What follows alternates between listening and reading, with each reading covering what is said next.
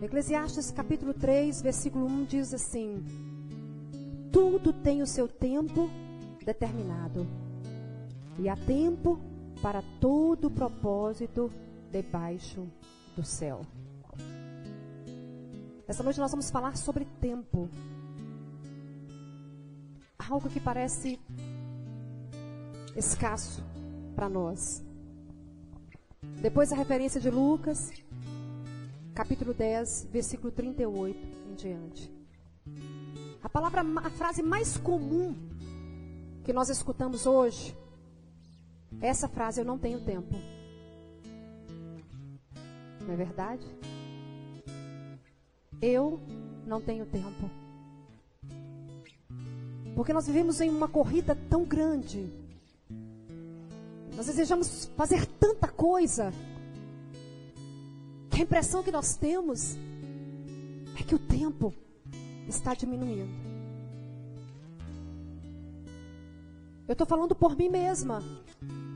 Quantas vezes as pessoas se achegam até a mim, precisando de uma oportunidade para conversar, ou desejando que eu possa lhe fazer uma visita, ou até que eu venha ministrar em algum lugar. E confesso que muitas vezes eu expresso nessa frase: eu não tenho tempo, eu não posso. Porque quanto mais nós vamos caminhando, mais nós vamos trabalhando. E a Bíblia diz que tudo nessa linguagem tem a sua ocasião própria. E há tempo para todo propósito debaixo do céu. Muitas vezes nós falamos que nós não temos tempo porque nós não aprendemos a administrar o nosso tempo. E deixamos muitas vezes de fazermos muitas coisas que seriam importantes. Por quê? Nós não temos tempo. Deixamos de visitar alguém que precisa muito porque não temos tempo. Somos seres humanos limitados. Somos.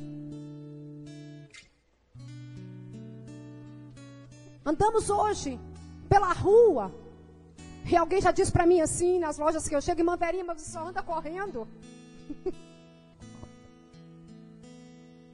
Porque às vezes eu entro no lugar e já, olha, eu quero isso, já resolvi. Já estou saindo novamente. Mas irmã Verinha, é só assim que a irmã anda.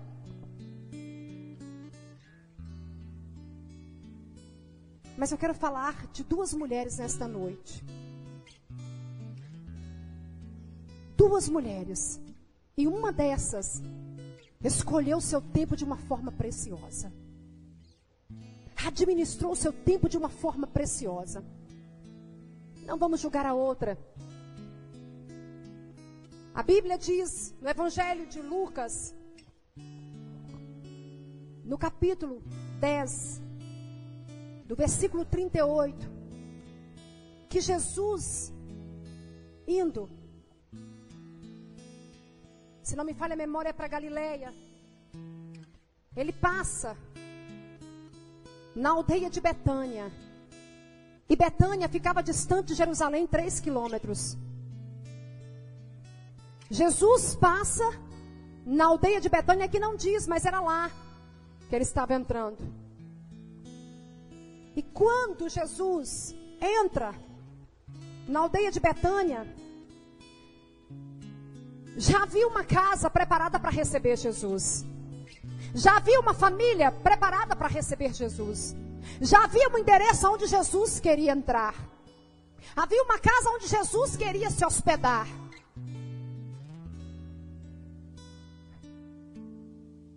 E o versículo 38 diz assim: aconteceu que indo eles de caminho, entrou numa aldeia, e certa mulher, por nome Marta, o recebeu em sua casa. Marta provavelmente era mais velha, porque foi ela que foi anfitriã e foi ela que recebeu Jesus. Eu sou apaixonada com os evangelhos. Eu sou apaixonada de meditar. E sempre eu estou dizendo isso aqui, sempre eu vou estar falando onde eu saiba pregar. A nossa equipe é testemunha disso. Que eu amo falar de como Jesus estava rodeado pela multidão, de como Jesus parava para ouvir as pessoas, de como Jesus não vivia correndo como nós hoje e não tinha tempo para ouvir ninguém. Todos aqueles que buscaram Jesus, todos aqueles que precisavam de Jesus, Jesus não recusou a ninguém, Jesus não lançou ninguém fora. Eu disse isso aqui. Jesus parava para ouvir todos. Jesus parava para ministrar sobre a vida de todos. Jesus parava para tocar naqueles que precisavam ser tocados. Jesus tocou em leprosos, sem se importar que aquela carne estava apodrecida. Jesus tocou em paralíticos. Jesus tocou em cegos. Mas muito mais do que isso, Jesus libertou muitos e salvou a muitos, ensinando a mensagem do reino, ensinando acerca do reino. Esse trabalho aqui é totalmente evangelístico. É a mensagem da cruz que eu amo pregar. É esse sacrifício que foi feito na cruz do Calvário. E quando eu olho para mim e saber que eu não era merecedora, isso significa graça, é favor imerecido. E saber que Ele se entregou, irmã Adriana, por nós. Como nós louvamos esta noite, Eli, Eli. Quando Jesus bradou dizendo: Deus meu, por que me desamparaste? Alguns chegam a cogitar que quando Deus olhou para Jesus na cruz do Calvário, Ele não enxergava mais Jesus. Ele enxergou o meu pecado e o seu pecado, ao ponto de ver o seu filho desfigurado e virar de costas. Por amor a quem? Por amor a mim e a você.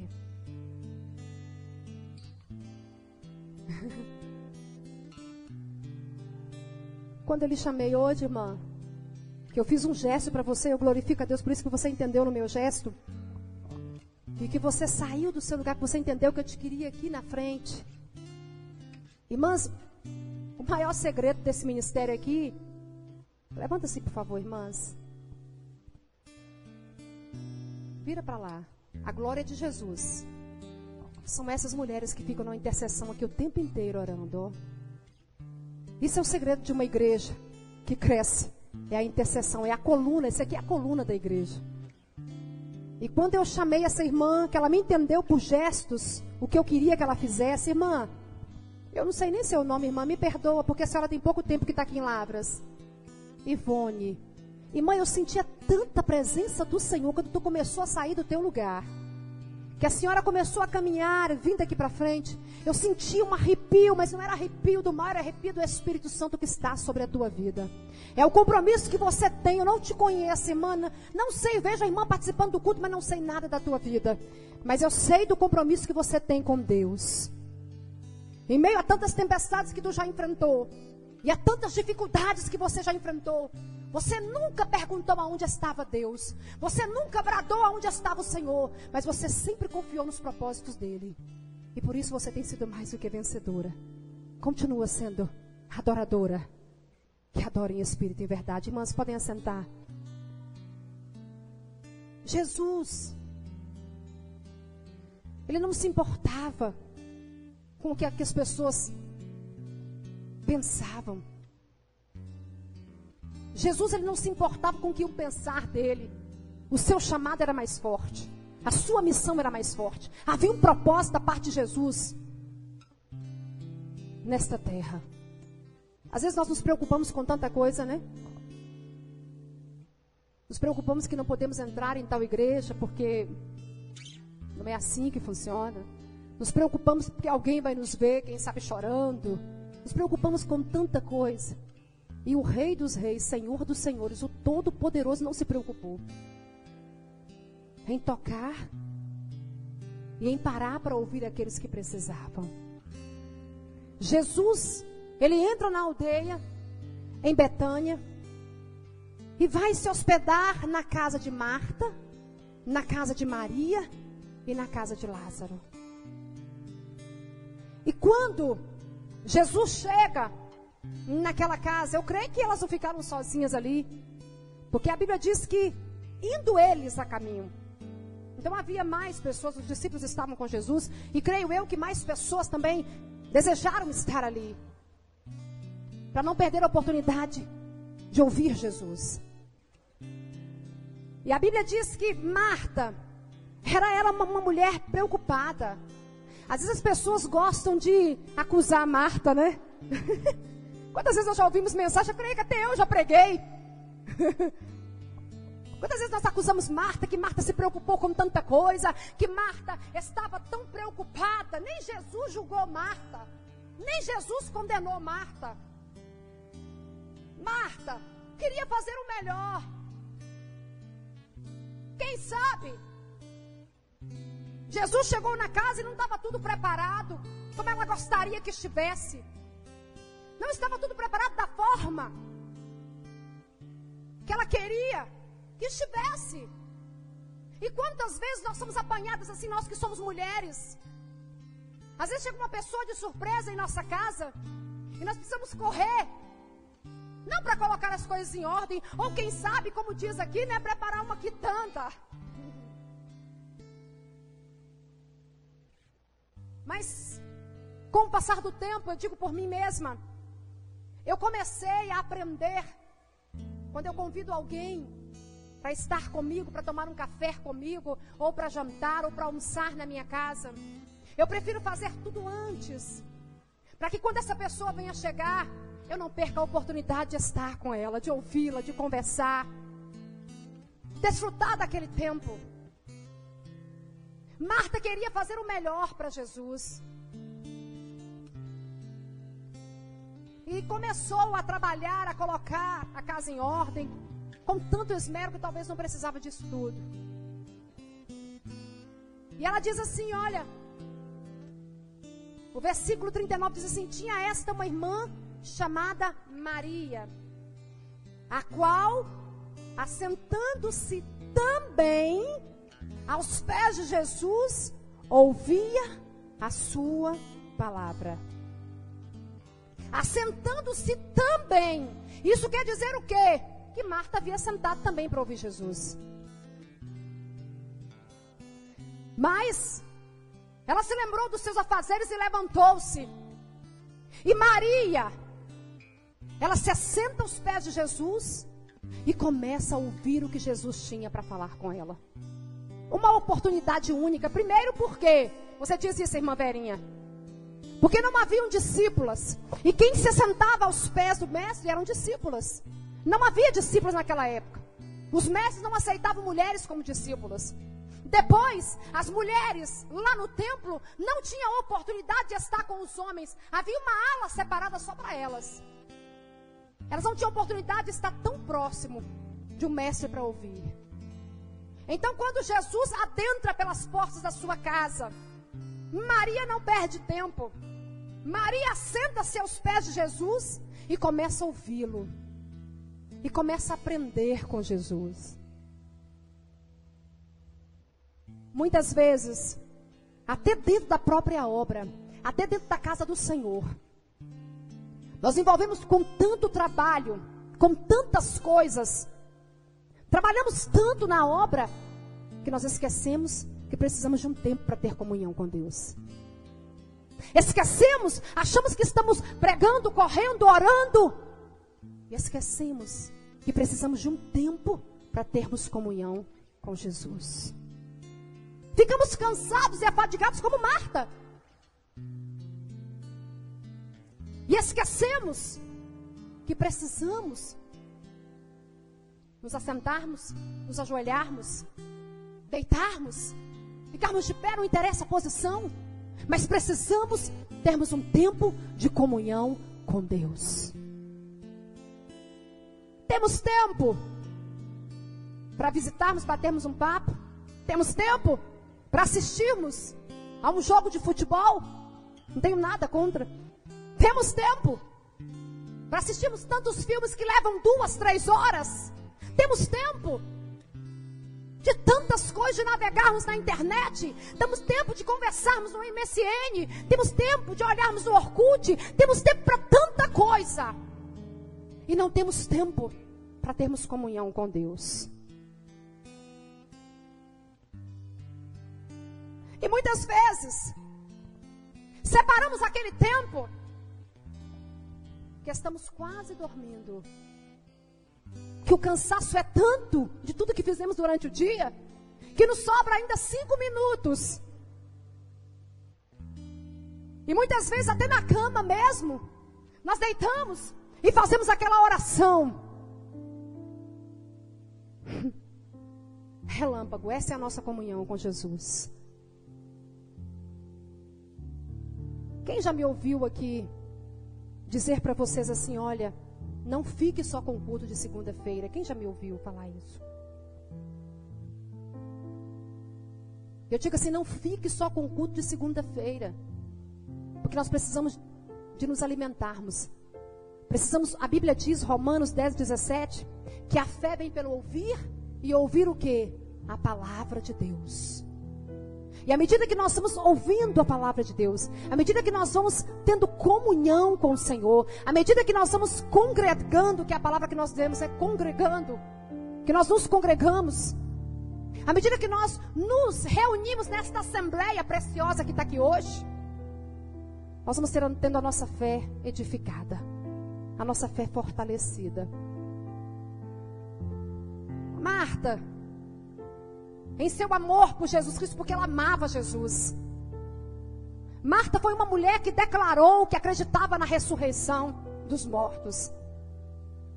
Ela amava Jesus. Ela enviou uma mensagem para Jesus quando seu irmão já estava doente. Por quê? Porque ela acreditava no poder de Jesus. Marta amava Jesus e queria servir a Jesus da sua forma.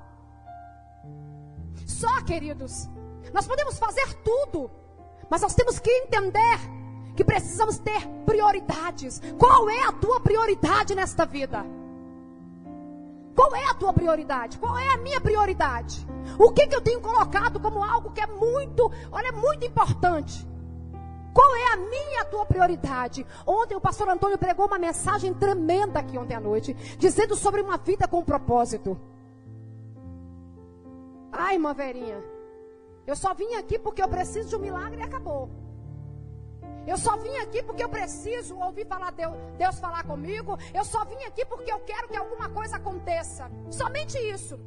Mas eu não quero colocar Jesus como prioridade na minha vida. Eu não quero colocar Jesus e ter um tempo para buscar Jesus como algo prioritário para mim. Mas eu creio que nesta noite existem muitas pessoas que têm o coração de Maria aqui nesta noite. Marta, quando vê Maria ouvindo Jesus, o versículo 40 diz assim, por favor, Eida, você está aí? Coloca para mim o 40. Versículo 40. O versículo 40 diz assim, mas Marta, porém, andava distraída em muitos serviços. E aproximando-se disse, Senhor, não te importas que minha irmã me deixe servir só? Dize-lhe, pois, que me ajude. Segunda-feira passada eu preguei, eu ministrei, eu não, né? O Espírito Santo de Deus. Eu só sou um instrumento nas mãos do Senhor. Nós pregamos sobre Jesus acalmando a tempestade.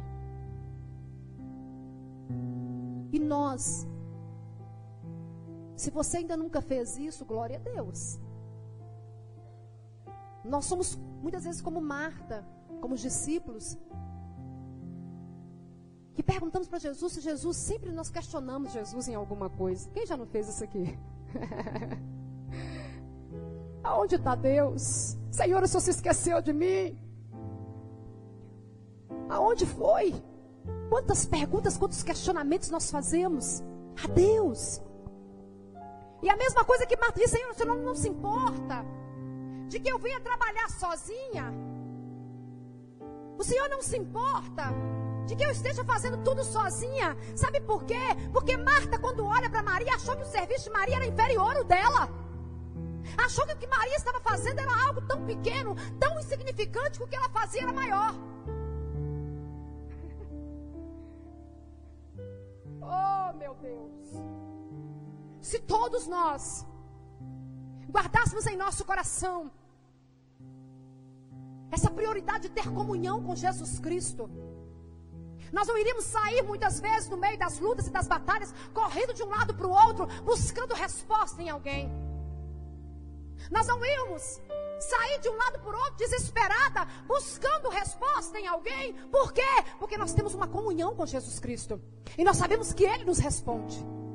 Eu sempre digo aqui, que oração não é monólogo, aonde só um fala. A oração é um diálogo. É quando nós falamos e Deus nos responde.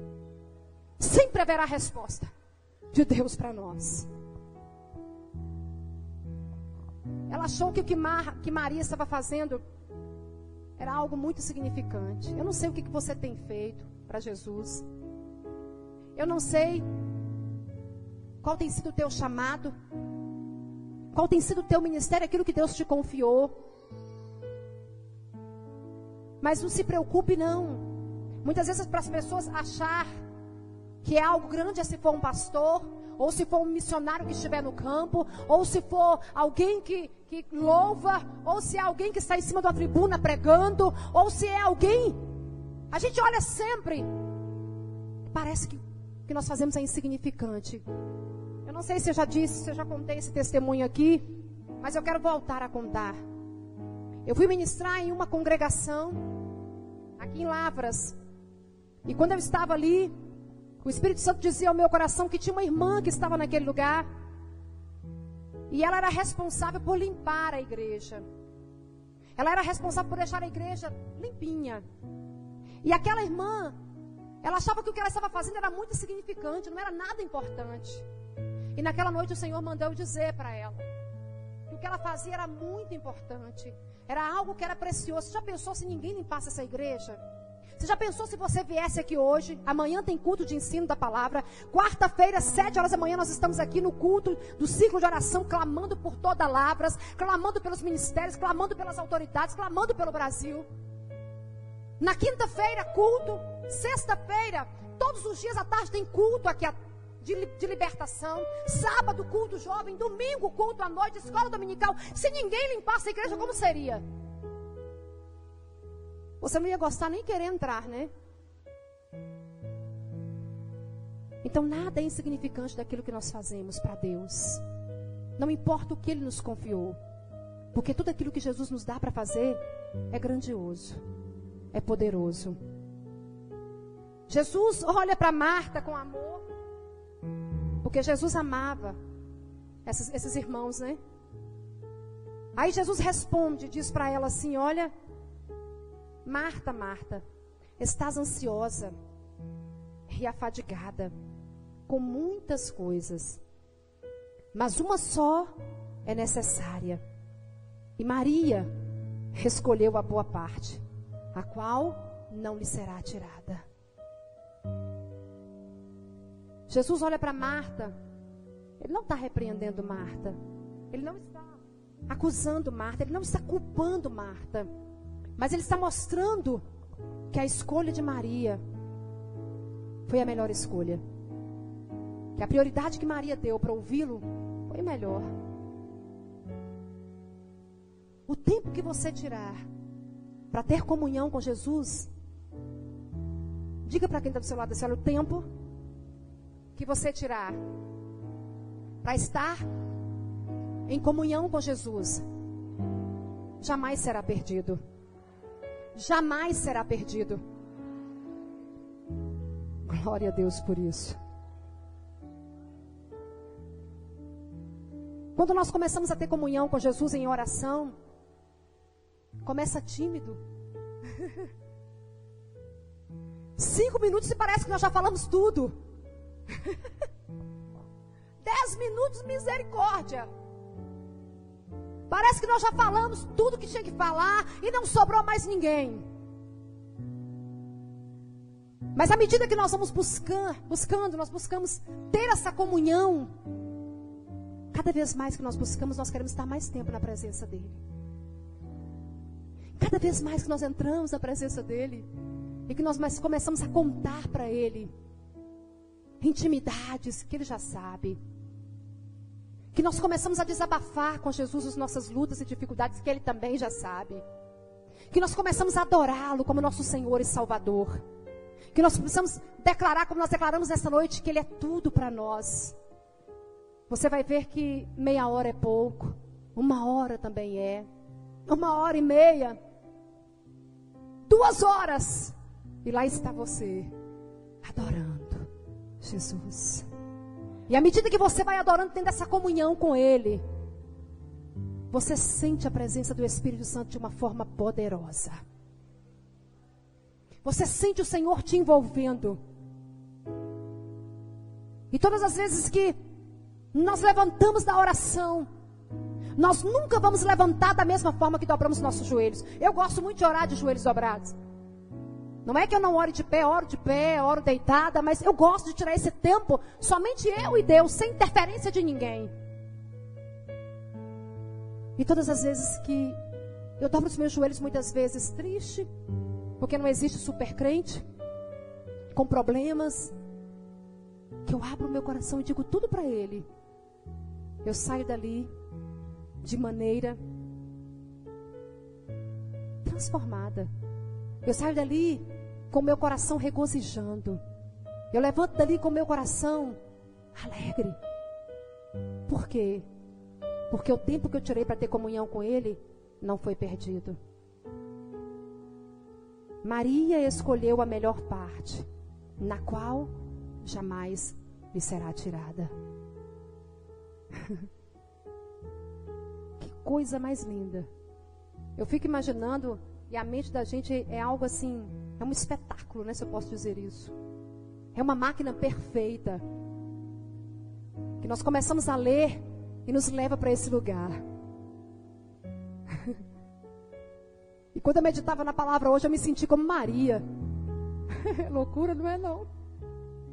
Eu me senti como Maria ali sentada aos pés de Jesus, ouvindo a mansidão daquele homem.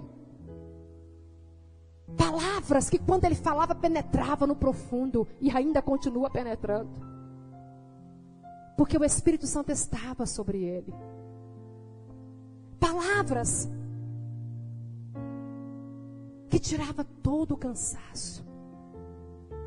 Palavras que em uma só ordem dele era capaz de expulsar mais de 2.000 demônios. Palavras que era capaz de ordenar um homem para tomar a sua cama e colocar nos ombros e ir embora, porque a paralisia já havia desaparecido. Palavras que expressava um céu poderoso, uma vida eterna poderosa.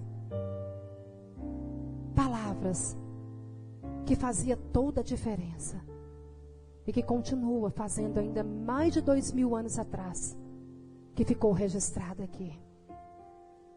Como você tem gastado o seu tempo? Qual tem sido a sua prioridade? Você está como Marta ou você está como Maria?